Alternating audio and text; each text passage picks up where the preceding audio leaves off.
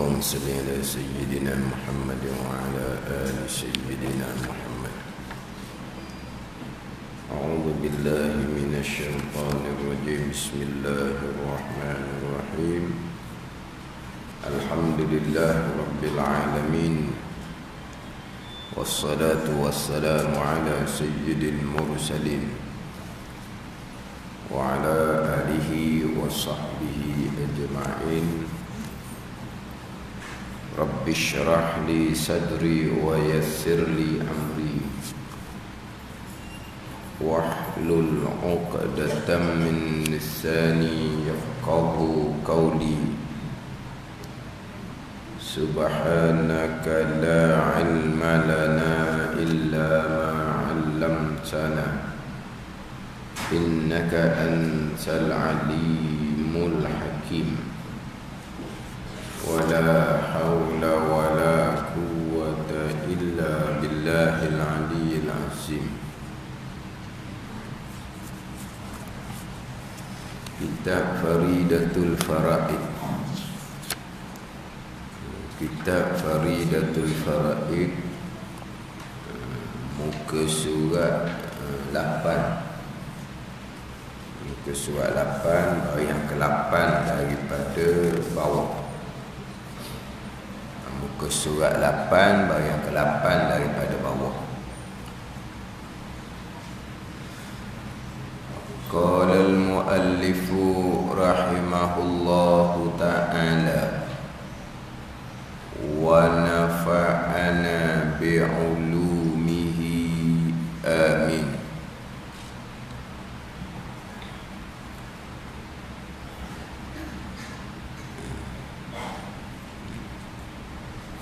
Dan tiada harus, yakni haram baginya, bagi seseorang, redha setuju hati dengan maksiat.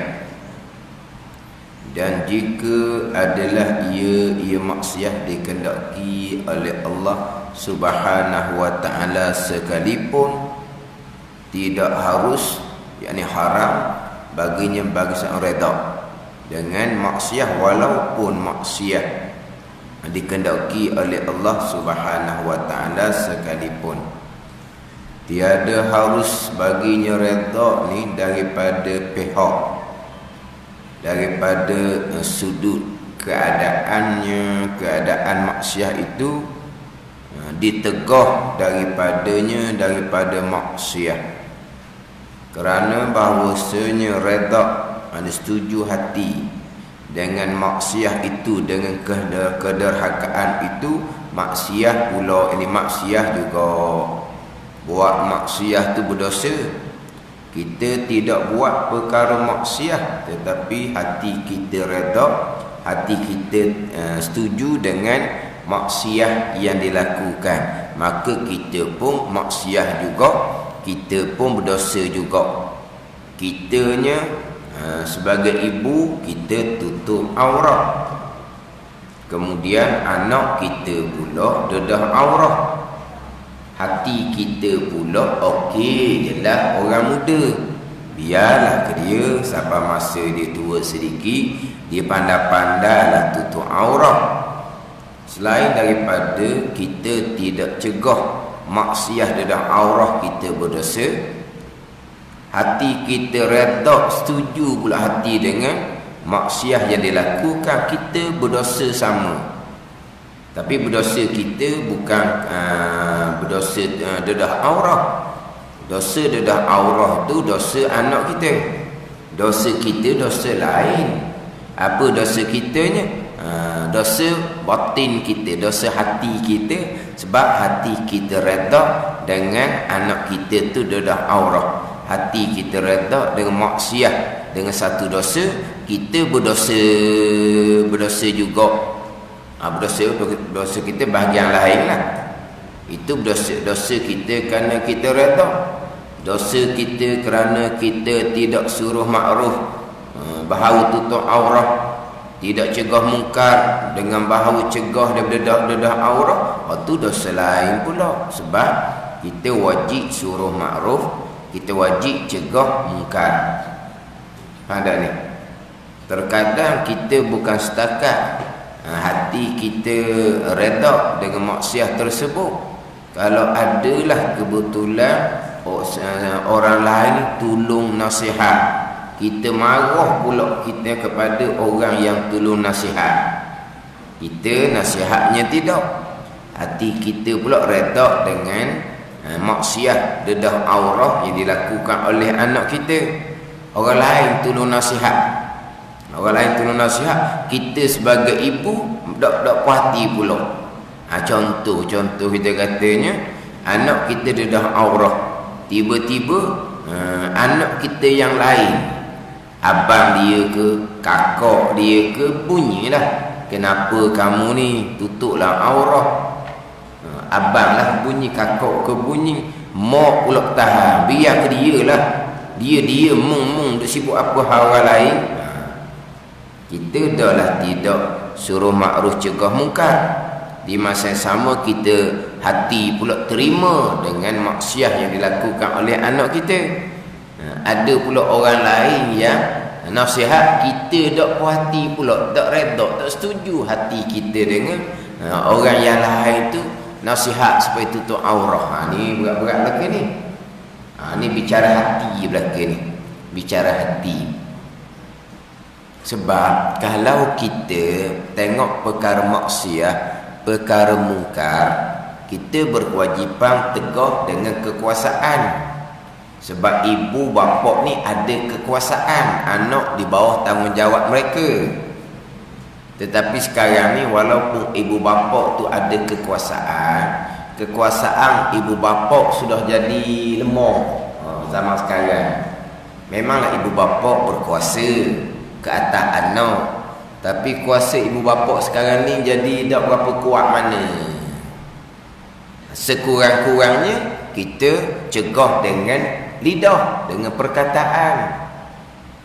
Tu sekurang-kurangnya sepatutnya kita ambil tindakan dengan kekuasaan yang kita ada. Kita hukum ke macam mana, sebab dia tu di bawah kekuasaan kita. Kita ada kuasa untuk ambil tindakan. Tapi kalau kita ambil tindakan dengan kekuasaan kita, takut jadi kohor berat. Takut jadi budak ni, budak-budak je ni, ambil tindakan ni, dia lari ke apa ke daripada rumah, jadi lagi besar mudarat kali lari. Walaupun dia duduk di rumah kita, dia tidak ikut nasihat kita pun, sekurang-kurangnya dia masih lagi berada dengan kita, dekat lagi kita dengan dia. Mana kita masih lagi boleh nasihat. Kalau dia lari kan, susah pula kita ni misalnya. Maka kita pun cegah mungkar dengan lidah. Dengan lidah pun kita jenis lemah juga. Sekurang-kurangnya kita benci di hati. Benci di hati akan maksiat dilakukan, jangan redha, benci. Wazalika ad'aful iman, Nabi kata. Hak sekadar benci di hati ni selemah-lemah iman. Kita benci di hati juga, tindakan kita tidak ambil, lidah kita tidak berperanan dengan maksiat yang dilakukan oleh anak kita, tapi hati kita tidak redha, hati kita tidak setuju, hati kita tidak berkenan.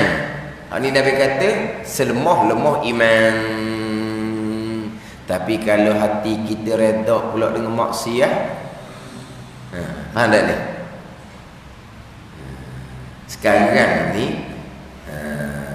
kita nak cegah maksiat dengan kuasa lemah, dengan lidah lemah, hanya sekadar letak di hati saja. Kerana benci, tidak redha, tidak setuju dengan maksiat tu, itu selemah-lemah iman. Kalaulah hati kita redha dengan maksiat, tu lagi lemah iman. Macam mana pula kalau kita benci kepada orang yang nasihat supaya tinggalkan maksiat, mana pula kita redha dengan maksiat yang dilakukan oleh anak kita. Contoh sebagai misal tadi, anak kita dedah aurat, kita hati kita setuju, hati kita okey je, dia orang muda, biarlah dia orang muda, cara orang muda. Ada hati kita setuju. Tiba-tiba ada orang lain tu nasihat, hati kita tak berkenan kepada yang tolong nasihat. Awal ni pulak kira tu. Tu hak dalaman masing-masing lah. Tapi taklah kata orang ni tidak beriman, kafir di sisi Allah tu jangan kita dah hukum. Ada. Tempat kita je tak jumpa dengan seumpama tu. Kalau pergi tempat-tempat lain, bukan kata mak pakai tudung comel, ayah pakai kopiah, ayah haji. Anak bukan kata kepala dogor, aurah tak tutup, tak tudung kepala. Pakaian pun pelik dah pakaian, tapi jalan sekali je dengan mak yang bertudung, dengan ayah yang berkopiah. Kata boleh seumpama tu. Tapi kapu-kapu ada kot gitu. Ayah pakai kopiah, gendong anak, anak pakai tudung, tapi pakai lengan sekerat, t-shirt pula ketat. Hak duk gendong depan ayah haji, tergamuk ayah haji. Ke mana ayah haji?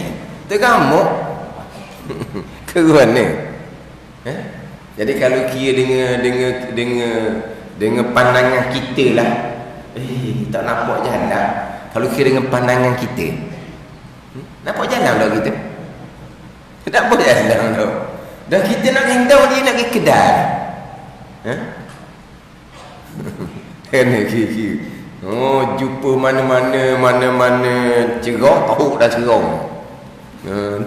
Nak tumpang ayah haji pergi kedai, pakai tudung lah di kampung ni, budak-budak, tapi pakai lengan sekerat, lepas tu t-shirt ketat. Mana kira? Tu kata kalau ikut pandangan kita tu, apa dia gitu?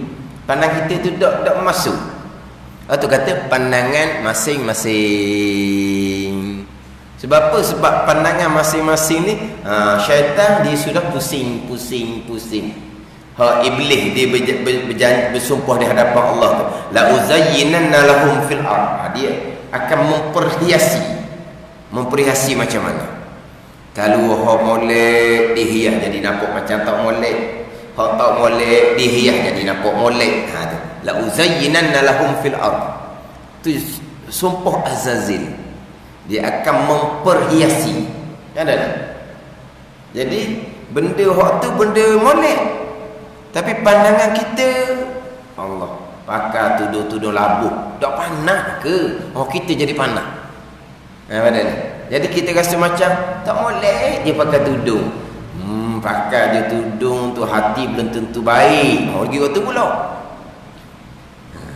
Sebaliknya, hak dia dah aurah tu dia rasa comel je. Mana kira? Tu kata jadi kita pun dah kali kita pandangan kita waktu benda-benda salah, lepas tu pandangan orang lain pula pandangan pasang bagi dia tak apa. Bila muda hanya sekali. Tu payah. Ada ni.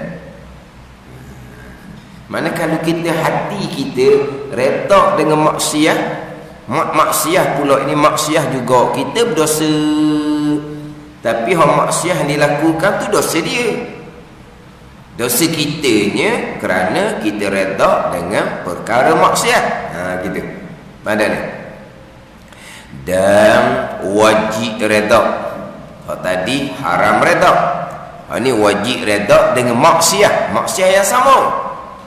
Daripada sudut keadaannya keadaan maksiat, ia dikehendaki oleh Allah. Kenapa kita wajib redha? Kerana bahawasanya redha tu dengan hukum Tuhan yang mukhtar Jalla wa'ala. Kita redha dari sudut qada takdir Tuhan.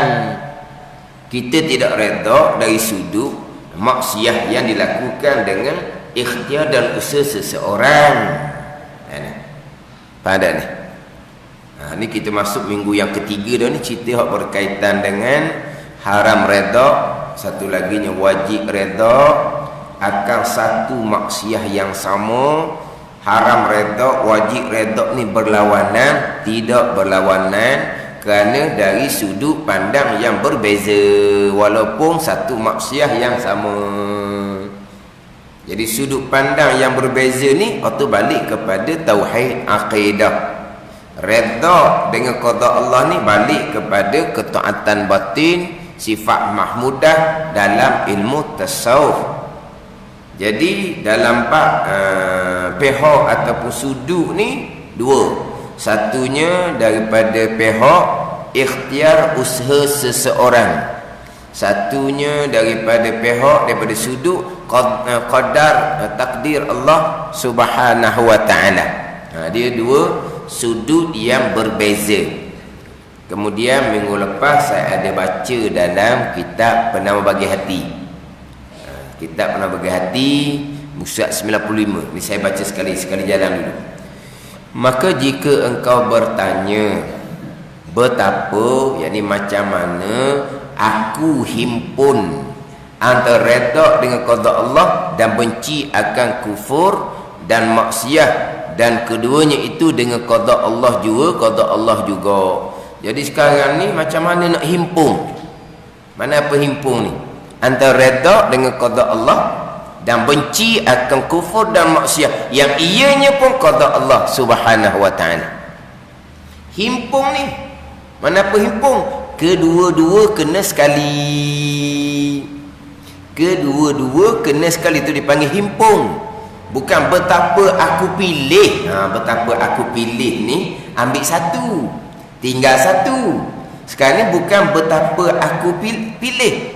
Betapa, yakni macam mana aku nak himpun antara redha dengan qada Allah dan benci. Benci ni tidak redha lah. Benci akan kufur dan maksiat, dan keduanya itu pun dengan qada Allah juga. Jadi macam mana aku nak himpun akan satu maksiat yang mana aku kena redha akan maksiat tersebut dan aku kena benci akan maksiat tersebut. Nak himpun macam mana? Himpun, bukan pilih. Jadi redha satu, benci satu. Redha dan benci adalah dua perkara yang berlawanan. Tapi berlawanan sekalipun di sini tidak berlawanan sebab dari pihak, dari sudut yang berbeza. Mana nescaya aku jawab, kata Syekh Qadir Al-Madi dalam kitab Penama Bagi Hati, bahawasanya kufur dan maksiat itu ada baginya dua pihak.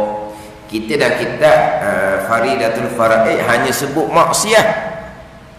Dalam kitab Penawar Hati sebut dua, kufur dan maksiat. Sebab perkara jahat adalah kufur dan maksiat. Yang kita bicara di bawah sifat iradah, sifat yang ke-8, kehendak Allah Subhanahu wa taala. Allah kehendak akan perkara yang baik, iman dan taat. Allah kehendak akan perkara yang jahat, kufur dan maksiat. Tapi bab redha ni didatangkan contoh maksiat dan termasuk juga kufur. Dalam kitab Penama Bagi Hati didatangkan kedua-dua. Bahawasanya kufur dan maksiat, kufur ni lawan kepada iman, maksiat ni lawan kepada taat. Ada ni. Jadi kebaikan, iman dan taat, itu kebaikan. Kejahatan kufur lawan iman. Maksiat lawan ketaatan. Taat ni dengan makna mengikut. Taat ni dengan makna patuh. Ada ni. Taat makna dia mengikut. Taat makna dia patuh. Kan kadang-kadang kita cakapkan Allah dia ni taat sungguh. Taat kepada bos dia ke, taat kepada kawan dia ke, taat gitulah. Dia ni taat sungguh dengan bos dia, taat sungguh dia dengan majikan. Yang kita kata tak boleh taat pada makhluk, taat pada Allah je. Taat dengan mana apa tu? Dia mengikut, dia patuh arahan bos dia, atau taat.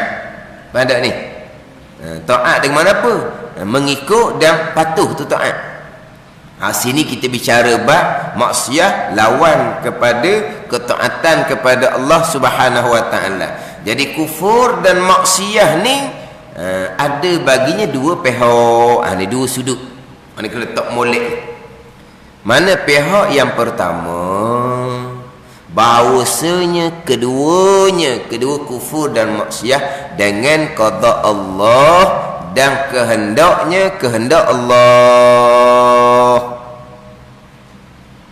Qada Allah dan kehendak Allah. Qada Allah, kehendak Allah ni satu makna je lah. Satu makna ialah dia kebanyakan jalanan ulama, qada tu adalah kehendak, qadar tu adalah perbuatan pekerjaan Allah. Termasuk dalam kitab penawati pun sama jugalah, sebab kebanyakan kitab dia menjalani jalan Imam Asy'ari. Qada ketentuan Allah, kehendak Allah, qadar perbuatan Allah yang bersifat dengan kudrah. Jadi yang pertamanya bahawasanya kedua kufur dan maksiat dengan qada Allah dan kehendak Allah subhanahu wa ta'ala. Berlaku kufur dan maksiat, qada dan kehendak Allah. Kalau berlaku satu-satu perkara, kufur sama, maksiat sama, bukan dengan kehendak Allah, maka Allah bukan Tuhan. Sebab apa? Kerana Tuhan ni dia kena kuasa mutlak. Berlaku ke tak berlaku ke, mesti daripada dia. Tu baru Tuhan. Tiba-tiba berlaku perkara kufur, berlaku perkara maksiat, bukan kehendak Allah, maka Allah bukan Tuhan. Faham tak ni? Jadi orang yang berpegang perkara jahat bukan qada Allah, orang yang berpegang perkara jahat bukan qada dan kehendak Allah, orang ni tak kenal Allah sebagai Tuhan. Allah sebagai Tuhan ni sama ada terjemuh daripada Rabb. Rabb ni tuan, hak dia belaka. Allah sebagai ilah, sebagai sembahan yang sebenar. Ilah ni kena bersifat dengan istighna dan iftikar. Mana sifat iftikar Allah? Umum ta'aluk kudrah Allah, umum ta'aluk iradat Allah. Mana apa ni? Meratai kesemuanya datang daripada kehendak Allah, meratai kesemuanya mesti datang dari perbuatan Allah. Itulah sifat iftikar, sifat ilah, sifat sembahan yang sebenar.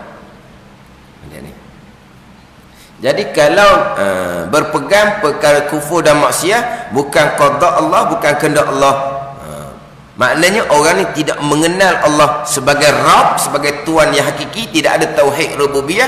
Dan orang ni tidak mengenal Allah sebagai ilah, sebagai sembahan yang sebenar. Mulut je kata la ilaha illallah, tiada sembahan yang sebenar melainkan Allah. Mulut kata, tapi kenal tak sembahan yang sebenar tu, yang bersifat dengan istinad dan iftikar? Tak kenal, tak bernilai. Tak bernilai. Bahkan kalau mulut tu akhir kalam dekat nak mati dengan la ilaha illallah, tetapi pegangannya tidak la ilaha illallah, tidak mengenal Allah sebagai ilah yang bersifat dengan istighna dan iftikar, tak ada nilai. Faham tak ni? Sifat iftikar, kesemuanya berkehendak kepada Allah. Bila semua berkehendak pada Allah, mestilah ketentuan Allah ni umum meratai kesemuanya. Perbuatan Allah pun umum meratai kesemuanya, baik ataupun jahat. Baik ataupun jahat. Barulah Allah tu bersifat dengan sifat iftikar. Kita mengenal Allah sebagai ilah, sebagai sembahan yang sebenar. Ada ni. Ni saya sebut berulang kali dah ni bab perkara jahat ni. Sebab perkara jahat ni adalah di tajuk rukun iman yang ke-6. Baik jahat, baik jahat. Qada dan qadar Allah. Jahat pun qada dan qadar Allah, ketentuan Allah dan perbuatan Allah. Lepas tu nak pusing kok mana lagi? Yang kita nak suruh beringatnya percakapan, wajib beradab. Jangan sesekali menyandarkan keburukan yang kita lakukan kepada qada dan qadar Allah. Nak beradab, takut kita terlajuk dari segi percakapan. Pegangan kita tak kosek dah. Sebab apa? Sebab rukun iman yang keenam sangat jelas, sangat nyata, baik, jahat, qada dan qadar. Apa jahat? Kufur dan maksiat. Tapi akhir zaman orang yang aliran agama pun boleh berpegang perkara baik, perkara jahat, bukan qada Allah Subhanahu wa taala, bukan setakat tidak berpegang perkara jahat qada Allah, bahkan dikatakan mereka yang berpegang perkara jahat qada Allah salah. Tu Jabariyah tu. Apa begitu meno? Pada ni. Ini orang mengajar belaka ni ada dalam rakaman-rakaman pengajaran belaka ni. Mana mungkin perkara jahat Allah Ta'ala qadakkan. Mana mungkin kufur Fir'aun Allah Ta'ala qadakkan. Kalau kufur Fir'aun Allah Ta'ala qadakkan, berlakulah kekufuran Fir'aun, dikekalkan di dalam neraka, dalam neraka. Di manakah keadilan Allah? Allah yang menentukan Fir'aun kufur, Fir'aun pun kufur sampai ke mati. Allah seksa neraka selama-lamanya. Keadilan Allahnya di mana? Dia menentukan Fir'aun kufur, diseksa Fir'aun dalam neraka selama-lamanya. Ini akal Mu'tazilah. Ini terpesong sangat-sangat, tapi dengan akal tanpa ilmu asas akidah boleh makan. Boleh makan tak? Jadi lalulah jawapan dia. Inilah akal Mu'tazilah. Jelas kita ahli sunnah wal jamaah bahawasanya keduanya, kufur dan maksiat itu dengan qada Allah dan kehendaknya. Itu satu pihak yang pertama. Maka daripada ini pihak yang pertama, wajib kita redha dengan keduanya, dengan kufur dan maksiat. Kenapa wajib redha? Kerana hakikatnya sebenar-benarnya kita redha dengan qada Allah, bukan redha dengan kufur dan maksiat itu. Okay. Maknanya sekarang ni kita kufur kepada kita redha kepada kufur dan maksiat dari pihak dari sudut kufur dan maksiat tu qada Allah. Jadi kita redha ni, redha hakikatnya kita redha kepada qada Allah, bukan redha ada diri kufur dan maksiat. Pada ni itu pihak yang pertama. Dan pihak yang kedua, bahawasanya kedua kufur dan maksiat dengan usaha dan ikhtiar orang yang berbuat maksiat. Maka daripada ini pihak mana kufur dan maksiat, usaha dan ikhtiar seseorang, wajib kita benci dengan keduanya dan wajib kita larang daripada keduanya. Kena benci pula. Haram kita redha. Dari sudut kufur dan maksiat itu adalah pilihan dan perbuatan seseorang hamba. Walaupun hakikinya pilihan dan perbuatan seseorang hamba tetap balik kepada qada Allah Subhanahu wa taala. Jadi hak berkaitan dengan kufur dan maksiat qada Allah, berkaitan dengan kufur dan maksiat ikhtiar dan usaha seseorang hamba, kedua-duanya pegangan. Kedua-duanya pegangan. Kemudian dari sudut qada Allah, dari sudut qada Allahnya kita wajib redha. Ni habaq ketaatan batin. Dari sudut kufur dan maksiat ni ikhtiar dan usaha, haram kita redha, wajib kita benci. Ini pun sama, bab batin. Redha dengan qada Allah sifat kepujian, benci akan qada Allah itu sifat kecelaan. Faham tak ni? Jadi kita redha dengan qada Allah, itu bab batin. Kita benci kepada qada Allah itu bab batin. Tapi benci dari sudut mana ni? Hak diperintahkan kepada kita, benci dari sudut ikhtiar dan usaha seseorang. Dari sudut kufur dan maksiat tu qada Allah, Allah yang mengqadakkan. Siapa kita? Kalau kita tidak redha, kita wajiblah redha. Sebab apa? Sebab qada Allah, hukum daripada Allah, susunan daripada Allah, ketetapan daripada Allah. Siapa kita kalau tak meredha? Ada ni. Dari sudut mana tu? Dari sudut kehendak dan perbuatan Allah Subhanahu wa taala. Dari sudut ikhtiar usaha seseorang yang melakukan kekufuran dan maksiat, ikhtiar pilihan dan perbuatan dia, maka haram kita redha, wajib kita benci. Pada ni. Ini cerita secara ilmu. Sampai masa Tuhan uji, nak keluar redha akan qada Allah, nak keluar benci akan maksiat, dari sudut ikhtiar usaha seseorang, itu bergantung kepada kekuatan iman masing-masing. Ini secara ilmu, secara praktikal. Sebab ini praktikal batin. Praktikal batin, redha ke contohnya, benci ke contohnya, ni hak dalam. Pada ni. Benci akan maksiat, mari daripada mana? Mari daripada iman. Selemah-lemah iman.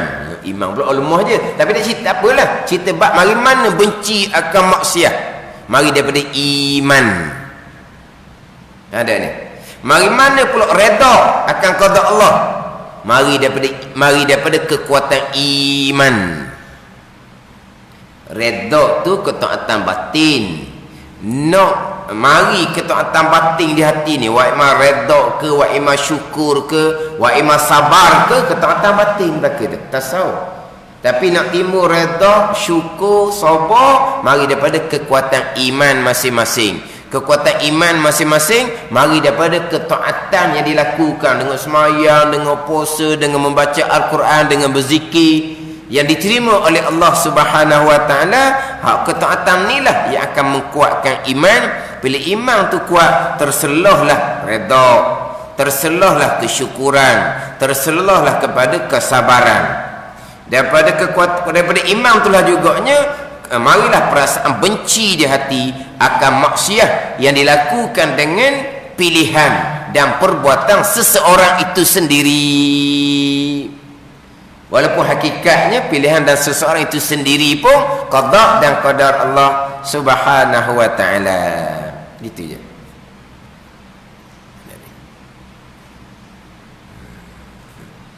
Inilah ilmu-ilmu yang nak kena kemah dalam dada kitanya.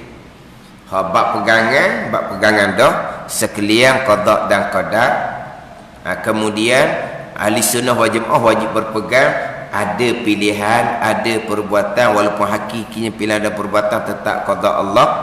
Atau bab kemah dalam bab pegangan, ni pula nak bicara bab redha pula ni, hak bab ketaatan batin. Kena ngaji kemah lah ni. Ni fardu ain dalam ilmu tasawuf. Apa dia redha? Kemudian apakah dia ghadab? Ghadab ni marah.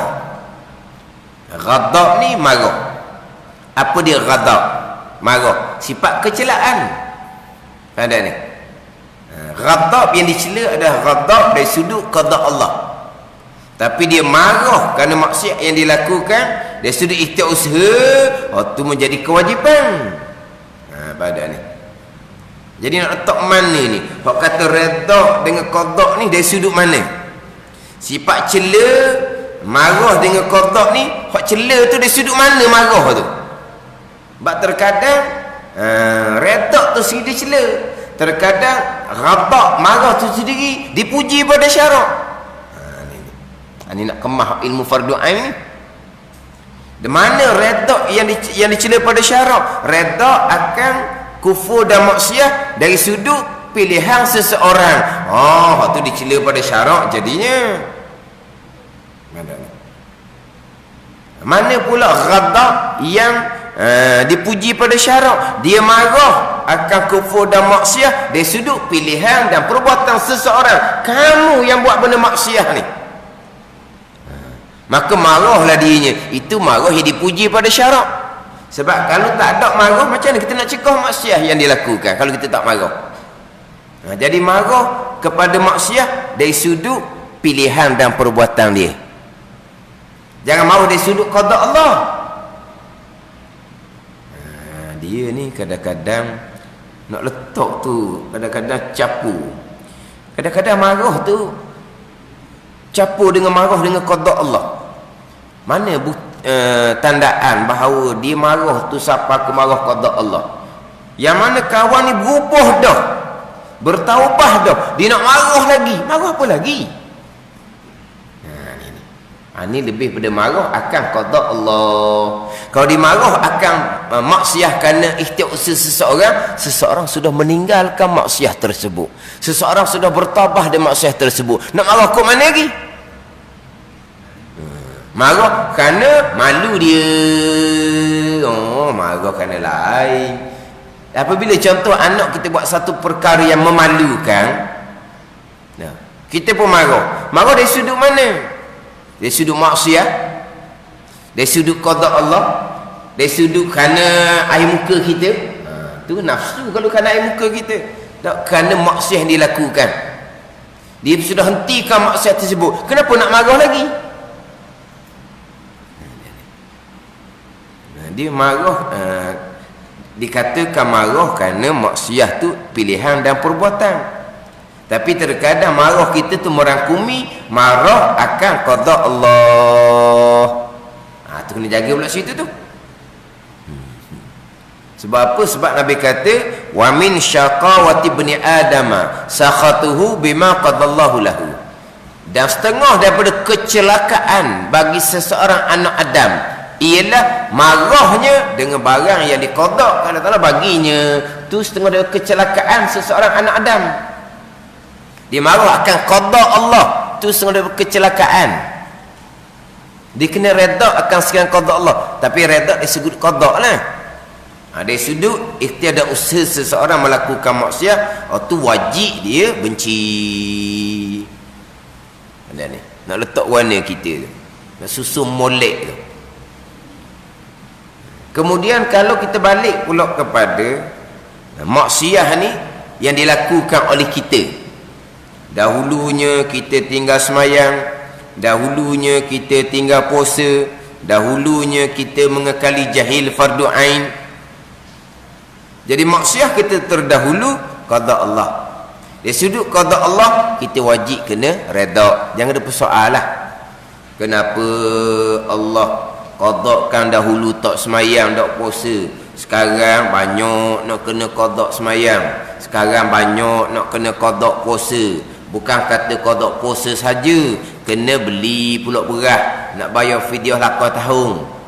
Banyak ni, banyak pakai duit belanja ribu pula ni. Ribu apa? RM1,000 lah. RM2,000 mana? Tak puasa langsung setahun ni, sebulan tu nak puasa saya habuk. Lepas tu cerita tu bila? 20 tahun dulu, 30 tahun dulu. Dah lakar tahun banyak mana? Allah banyaknya nak kena beli beras. Kenapa ya Allah tidak qadakan aku ni sembahyang puasa daripada budak lagi? Terimalah itu qada Allah. Kenapalah Allah Ta'ala qadakan dahulunya kita tak belajar fardhain? Kena terima, itu bahagian masing-masing. Terima dari sudut qada Allah, jangan persoal pada ni.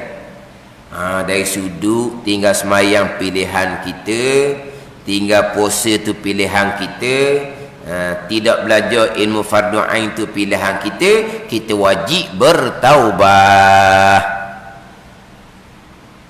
Kenapa kita wajib bertaubah?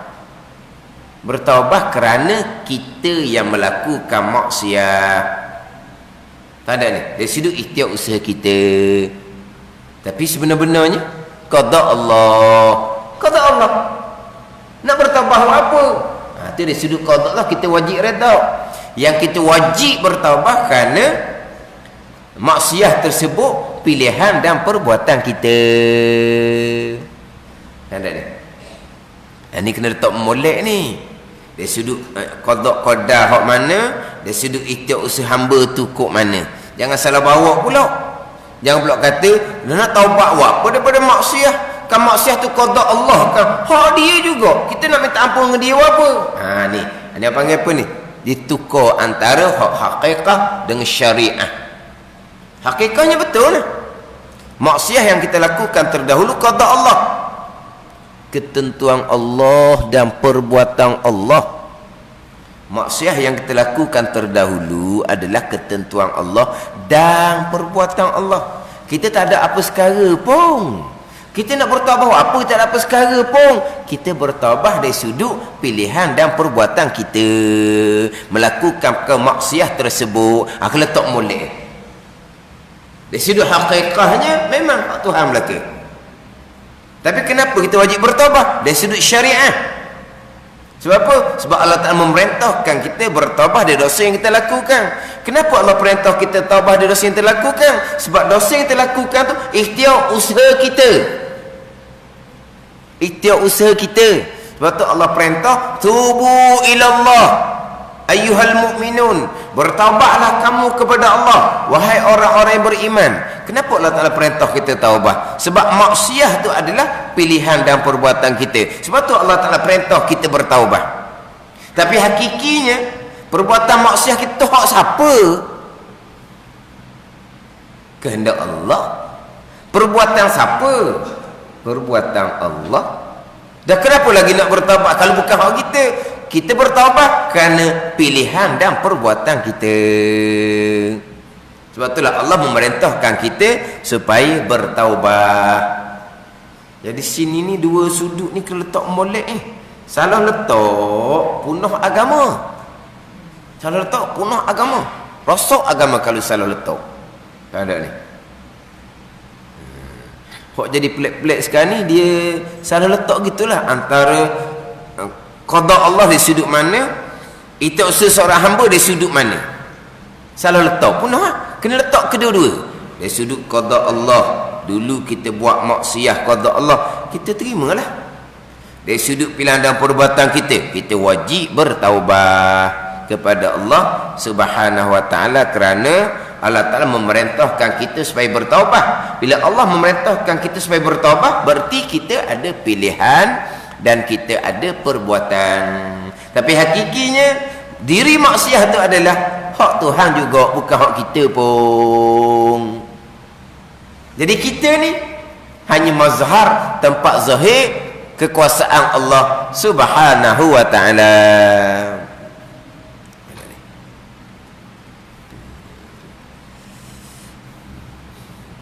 Kalau dak reti letak sini lah jadi macam hak biasa saya cerita tu.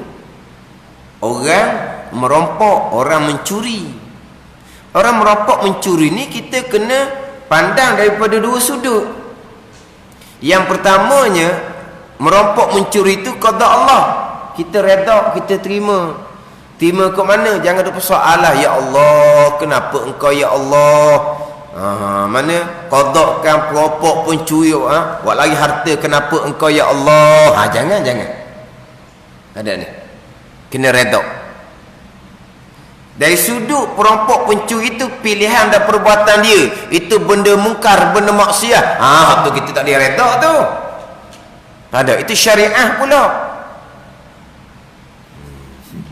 Tiba-tiba dia tak mau pandang syariah, ni pandang hakikat. Kalau orang merompok mencuri, kamu jangan pandang kepada perompok pencuri, kamu pandang kepada qada Allah. Pandang pada qada Allah. Apa yang Tuhan qadakan pastilah ada hikmahnya. Apa yang Tuhan qadakan pasti ada hikmahnya. Betul lah. Itu pegangan kita. Tidak sisir qada Allah. Jadi Allah qadakan perompok pencuri itu naik atas ke rumah kita. Kenapa? Kerana kemungkinan dalam rumah kita itu ada harta yang tidak baik. Allah Ta'ala nak mengeluarkan harta tak baik dari rumah kita. Kita jangan marah pada pencuri, kita berterima kasih pada pencuri. Ceramah dalam radio. Ceramah dalam radio. Anda nak kata guna syariahnya mana? Syariahnya di mana? Pada ni merompok mencuri itu tu larangan dalam agama. Dah, kita pandang Allah, jangan pandang pada perompok pencuri. Berterima kasih pula pada perompok pencuri. Apa begitu benar? Terima kasih. Mana apa ni? Orang menafikan syariah. Kenapa? Kerana dia membaca buku hakikah, membaca sendiri.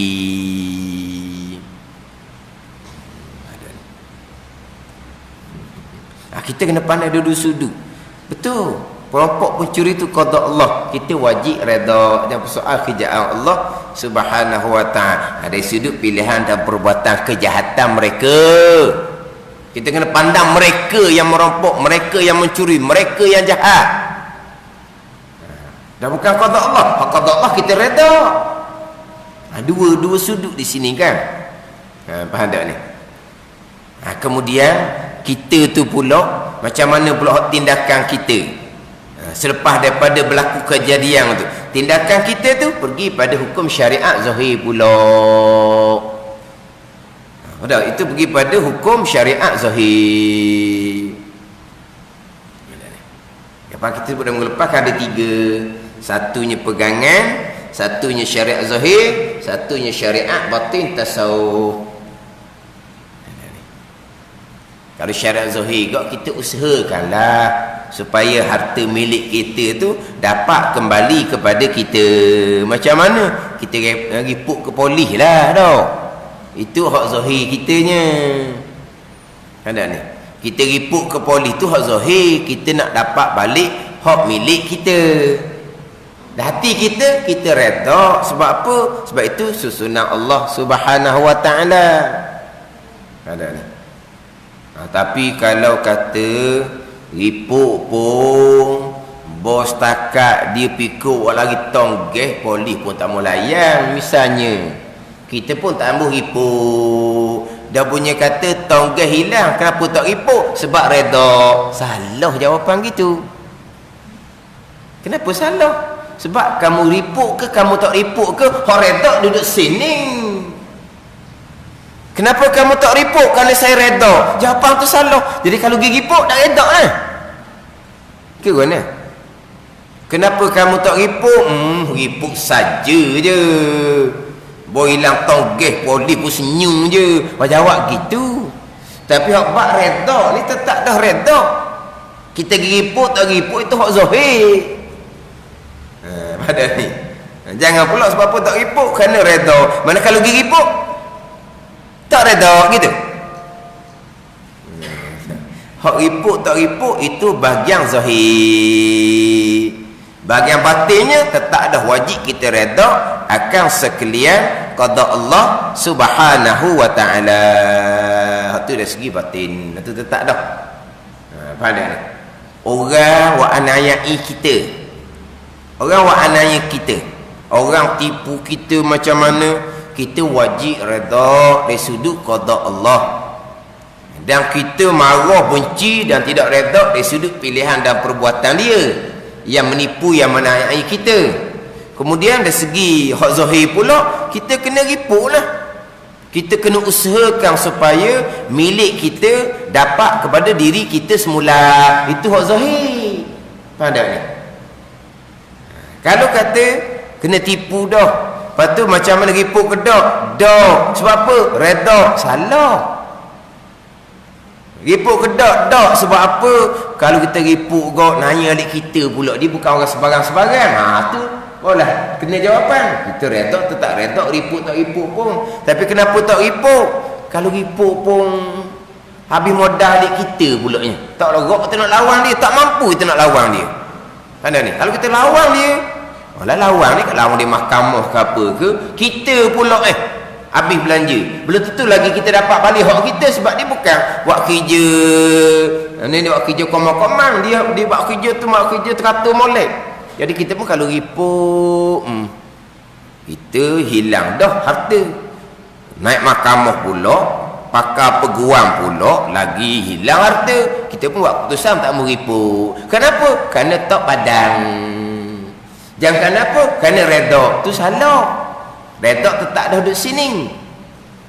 Mana ripuk tak ripuk, itu hak syariat zahir.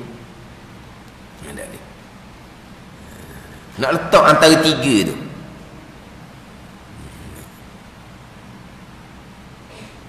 Dia penipuan tu berlaku berulang-ulang. Sebelum tu berlaku penipuan, kemudian bawa ke hadapan, ke mahkamah. Tapi tak jadi apa, tak lekat. Bawa mahkamah tak adilah. Jadi kita nak bawa mahkamah, mula-mula nak naik ke mahkamah tu kena bayar 10,000 contoh. Tapi tak lekat satu kih pun. Kemudian kemudian pula tu tak bawa mahkamah dah. Penipuan yang sama. Cara penipuan ni panjang-panjang lah cara penipuan. Bila dia tanya, kamu bawa mahkamah ke tak? Dak. Sebab apa? Sebab kami reda. Oh, pula dah. Jadi hak dulu tu kena tipu buat kamu tak reda lah maknanya. Jawapan tu tak tu. Ada ni. Kenapa sekarang ni kena tipu dah bawa mahkamah? Kalau bawa mahkamah pun habis modal kita pulaknya. Tak pergi ke mananya. Takkan menang kita kalau naik mahkamah pun. Jawab kok tu. Bak reda tetap dah. Waktu bak batin sama ada kita nak bawa ke hadapan di mahkamah ataupun kita tak ambil tindakan. Itu bak zahir. Bak batin tetap kita reda. Sebab apa? Itu qada Allah. Pandai ni. Itu nak letak tiga perkara, tiga ni. Tiga bahagian agama tu. Dari segi pegangan kita, dari segi syariat zahir kita, dari segi syariat batin kita. Redha dengan qada Allah bukan bererti kita meninggalkan buat asbab. Buat asbab tu syariat zahir. Kita dianiayai, kita kena mempertahankan hak kita tu syariat zahir. Kita ditimpa mudarat, syariat zahirnya kita kena melepaskan diri kita daripada kemudaratan. Kita sakit, syariat zahirnya kita pergi berobat. Tak ada ni. Sekaliannya qada Allah, tapi kita ada kehendak apa-apa, syarat zahirnya kita berdoa. Tu jelah. Hak akidah kita sekalian qada dan qadar. Diri kita berusaha pun qada dan qadar. Diri kita berobat pun qada dan qadar. Diri kita berdoa pun qada dan qadar. Doa kita diperkenan ataupun tidak, qada dan qadar sekalian. Kita reda, kita terima sekalian. Tapi tidak menafikan kita dituntut buat asbab. Kita menunaikan syariat zahir.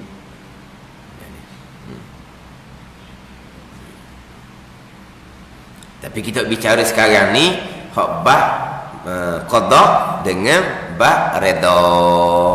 Tak bicara di sini hak berkaitan dengan macam mana kita nak menghadapi perkara hak ni perkara maksiat ke perkara mudarat ke. Kalau perkara maksiat syariat zahirnya cegah. Itu syariat zahir. Sekarang kita cerita maksiat dari sudut qada Allah kita reda. Dari sudut itu seseorang kita benci, kita marah. Atau batin. Hak zahirnya kita kena cegah maksiat atau zahir. Tapi saya nak cerita hak zahir dah ni, cerita bab satunya qada, bab kita bicara tajuk sifat iradah, kemudian dipergi pada reda, itu pergi tajuk syariat batin. Kenapa kita wajib reda? Walaupun pada zahirnya perkara itu perkara yang maksiat, kerana kesemua yang berlaku ada hikmah belaka. Rupa zahirnya maksiat, tapi semuanya ada hikmah. Tuhan jadikan tidak sia-sia. Jadi kufur maksiat pun ada hikmah. Ada hikmah dia belaka. Apa hikmah? Sebahagian hikmahnya hanya Allah yang mengetahui. Pandai ni. Hikmahnya macam mana? Hikmah macam apa? Cerita Nabi Musa AS dengan Nabi Khidir AS. Pandai ni. Tapi hak tu bicara Nabi dan Rasul tu. Pandai ni. Kita jangan duk lakon waktu pula. Tu tengok Nabi Musa dengan Nabi Khidir. Nabi Musa tak capai makam Nabi Khidir. Tu jahil gitu. Khidir bukan Rasul, Khidir Nabi. Pandai ni. Khidir bukan Rasul, Khidir Nabi. Nabi Musa ni bukan setakat Rasul. Rasul hak ranking nombor 3. Ulul azmi hak nombor 3. Ingat baik. Kan? Hak susunan Rasul tu kan. Hak nombor 1 Nabi SAW. Nabi Ibrahim alaihissalam, Nabi Musa lalu Nabi Musa. Lepas tu Nabi Isa AS, Nabi Nuh AS. Pada kemudian turun pula kepada rasul-rasul hak baki lagi. Jadi 25 orang. Jadi 5 jadi tinggal 20 lagi, jadi 25 orang. Lepas tu turun pada rasul-rasul 313. Kan rasul 313, ada waktu 314. Habis rasul 313 ni lah baru turun pada nabi-nabi. Situ ada Khidirnya. Ini sedap pula Nabi Musa AS tak sampai makam hakikat sebagai Nabi Khidir. Nabi Musa tak sampai makam hakikat. Hak tu kan cakap tu tinggi hakikat tu, tinggi Nabi Musa lagi. Bukan Nabi Khidir je, dia pun tinggi Nabi Musa. Jangan hak ni hak cerita Allah dan Rasul. Pengajaran pada kitanya semuanya ada hikmah, tidak sia-sia. Tapi bahagian kitanya syariat kena jaga.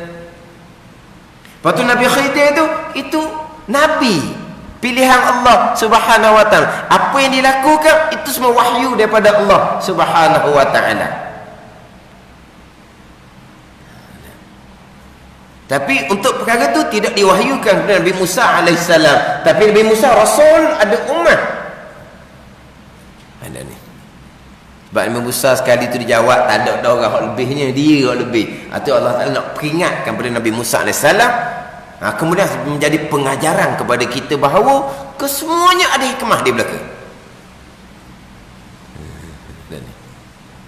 Jangan pula kita tengok ni. Hak berlaku ni ada hikmah, betul ada hikmah. Syariat kena jaga. Kalau ada kitab Penuh Berhati didatangkan satu kisah Nabi yang buat ibadah atas satu bukit. Di bawah bukit itu ada mata air. Dia duduk atas bukit, bawah bukit itu ada mata air. Di Nabi ni hanya beribadah kepada Allah, tidak diperintahkan menyampai, tidak diperintah suruh ma'ruf, tidak diperintah cegah mungkar. Itu Nabi. Dia hanya beribadah kepada Allah Subhanahu wa taala.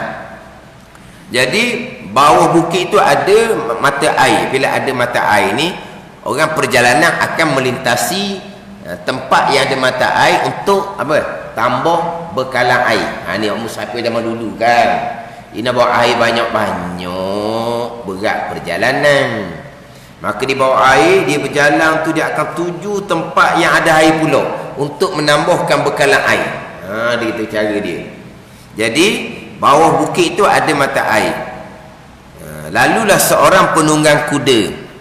Dia pun minum air, dia pun ambil air apa semua. Dia tertinggal satu bekas. Satu bekas yang mana di dalamnya ada 1000 wang emas, 1000 wang dinar. Dia tertinggal. Kemudian datang pula lelaki yang lain. Lelaki ni apabila nampak je ada wang emas, dia ambil lah, apa lagi. Lepas tu dia lari lah.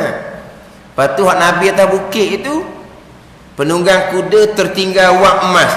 Kenapa tidak peringatkan? Tidak ditugaskan kepada Nabi.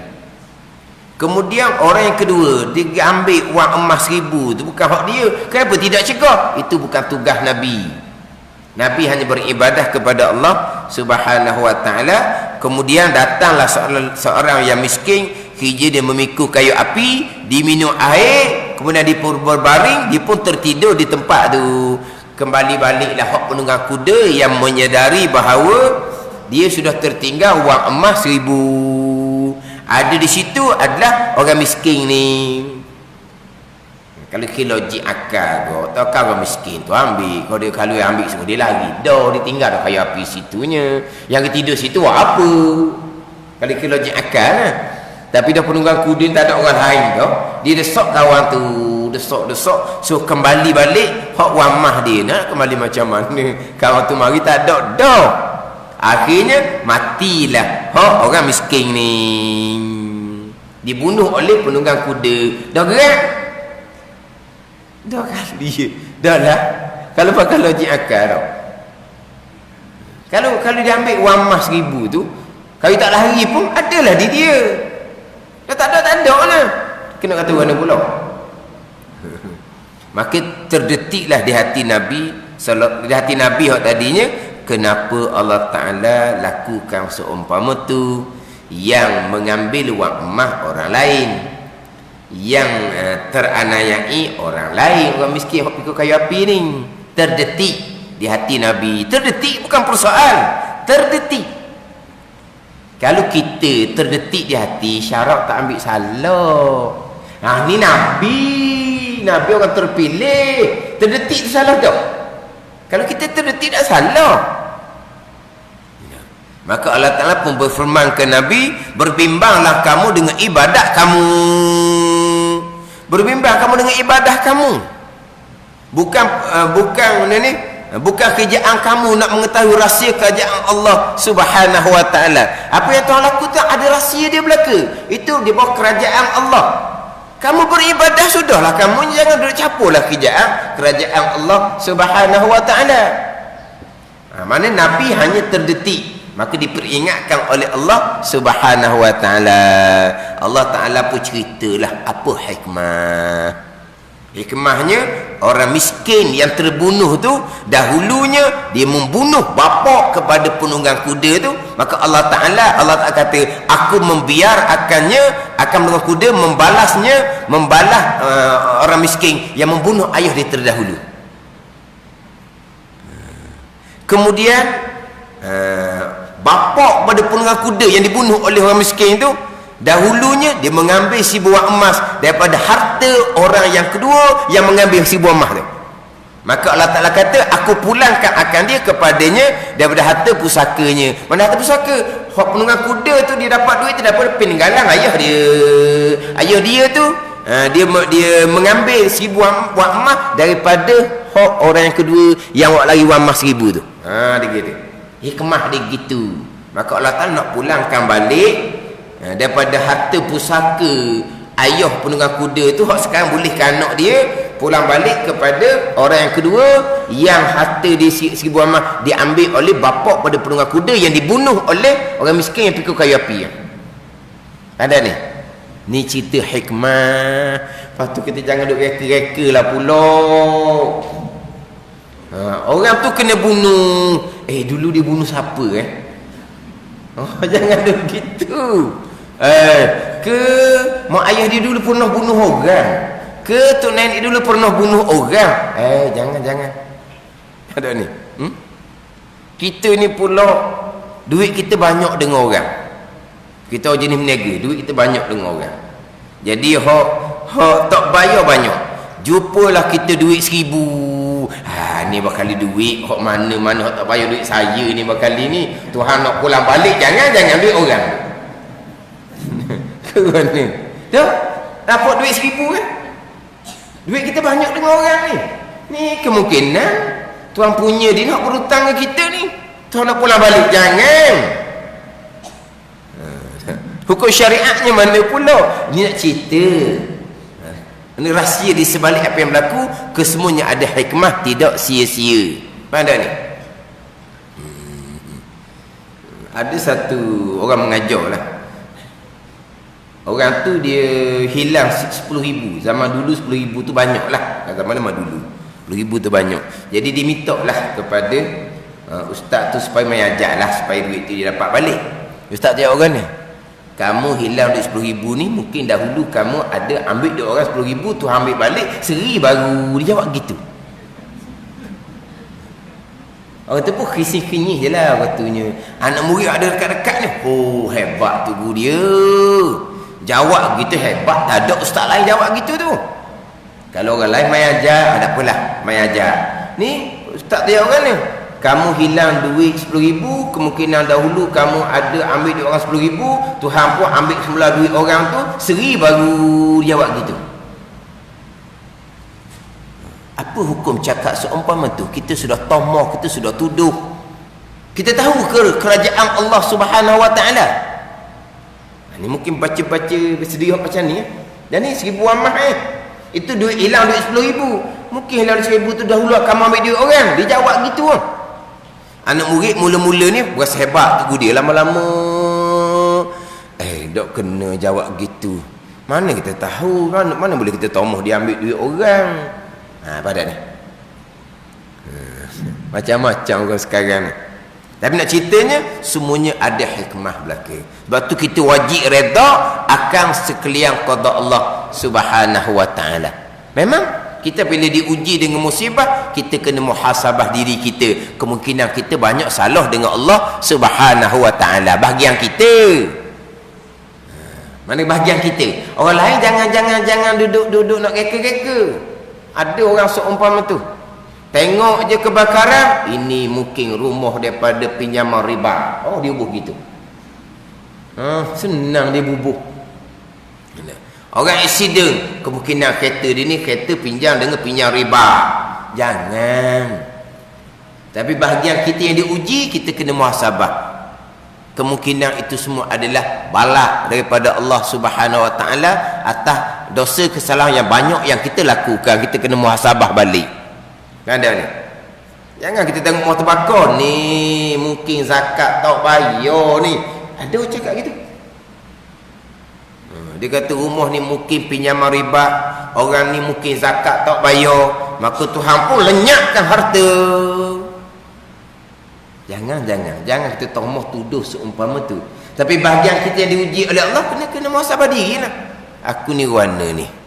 Zakat selesai ke dok sebenarnya ni.